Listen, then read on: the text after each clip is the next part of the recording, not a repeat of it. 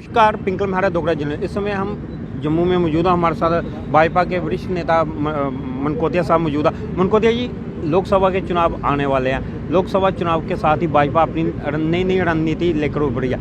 ये जो चौधरी चरण सिंह और पीवी नरसिम्हा राव और को ये जो भारत रत्न दिया जा रहा है, इसको आप किस दृष्टि से देखते हैं? देखिए, ये इनको भारत रत्न देना कोई पॉलिटिकल एजेंडा नहीं है कि पॉलिटिकल एजेंडे के तहत इनको भारत रत्न दिया है। ये डिज़र्व करने वाले जो भी लोग थे, जिनको पिछली सरकारों ने नज़रअंदाज किया, उनके कामों को नज़रअंदाज किया, उनकी देश और समाज के प्रति जो उनका कंट्रीब्यूशन था उसको नज़रअंदाज किया। लेकिन भारतीय जनता पार्टी किसी के भी कंट्रीब्यूशन के, किसी भी व्यक्ति के योगदान को नज़रअंदाज नहीं होने देती और जो जिसका राइट बनता है, अधिकार बनता है, उसको भारतीय जनता पार्टी की हुकूमत में मिलता है, मोदी सरकार में मिलता है। इसलिए इनका राइट, इनका जो काम था उसको रिकॉग्नाइज़ किया है बीजेपी ने, मोदी सरकार ने, और इनको इनका सम्मान दिया है। आप कह रहे हैं इसको राजनीति की दृष्टि से, लोकसभा चुनावों की दृष्टि नहीं देख। जहाँ तक हमारा आकलन हो रहा है कि ये जो भारत रत्न दिए जा रहे हैं, ये बड़े ही सोचे समझे तरीके से दिए जा रहे हैं। अगर आप देखा जाए कि जैसे चरण सिंह जी को अगर भारत रत्न दिया जा रहा है, इससे यूपी में अखिलेश यादव के साथ जो जयंत चौधरी थे, उनके गठबंधन में भी फर्क पड़ेगा और उनका झुकाव कहीं ना कहीं भाजपा की तरफ होगा।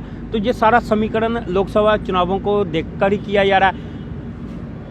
देखिए, जयंत चौधरी को लुभाने के लिए नहीं है। उनके जो ग्रैंडफादर थे, उन्होंने अगर कंट्रीब्यूशन किया है, योगदान दिया है, और पिछली सरकारों ने, जबकि उनको पहले मिलना चाहिए था, पिछली सरकारों की जिम्मेदारी बनती थी कि उनके योगदान को रिकॉग्नाइज़ किया जाए, उन्होंने नहीं किया। तो भारतीय जनता पार्टी को लगा कि वो डिज़र्विंग है और उसको दिया। ऐसा बिल्कुल नहीं है कि पॉलिटिकल एजेंडे के तहत दिया। मैंने पहले भी कहा है। हाँ, फिर आंकलन की बात करें तो हर आदमी का अपना अपना तरीका है सोचने का। हर आदमी अपने तरीके से सोचता है और हर आदमी की सोच को अपनी सोच में हम डाल नहीं सकते कि हमारी तरीके से वो सोचे। हर आदमी को सोचने का अधिकार भी है, लोकतंत्र भी है, डेमोक्रेसी है, सोच सकता है, उसको कोई नहीं रोक सकता। लेकिन भारतीय जनता पार्टी की एकमात्र सोच है कि इनकी जो कंट्रीब्यूशन है उसको रिकॉग्नाइज़ करना था, उसको कर दिया है। भाजपा अब आने वाले दिनों में हर घर जा रहे हैं प्रचार को लेकर या अपनी मोदी सरकार की योजना को लेकर। आप लोकसभा के प्रभारी भी हैं, तो आपको क्या लगता है कि जब आप प्रचार के लिए या मोदी सरकार की जो योजना है उनको लेकर घर घर तक लोगों को पास जाएंगे, तो लोगों से एक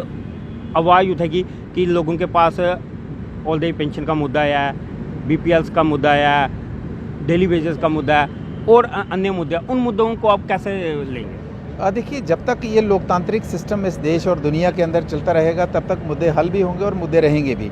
बहुत से मुद्दे हैं जिनके ऊपर अभी काम करने की ज़रूरत भी है, लेकिन उससे डबल ट्रिपल 4-6 गुना ज़्यादा मुद्दे हैं जिनके ऊपर रिजल्ट दिया है भारतीय जनता पार्टी ने, काम करके दिखाया है। तो जो काम करके दिखाया है वो भी लोगों तक ले जाएंगे और जो पेंडिंग है उसको भी आने वाले समय में हल करेंगे। ऐसे कोई 4-6 मुद्दे या ऐसी 4-6 वजह जिनको लेकर आप सीधा जनता के बीच जाएंगे, हमने ये किया तो आप इसके बदले हमें वो दीजिए?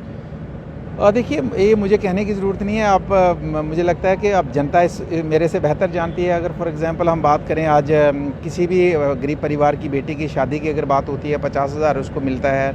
आयुष्मान है, कोई भी आदमी अगर बीमार है उसको, और ख़ासकर जम्मू कश्मीर के अंदर इसमें कैटेगराइज़ नहीं किया कि फ़लानी कैटेगरी को देंगे, फ़लाने को नहीं देंगे।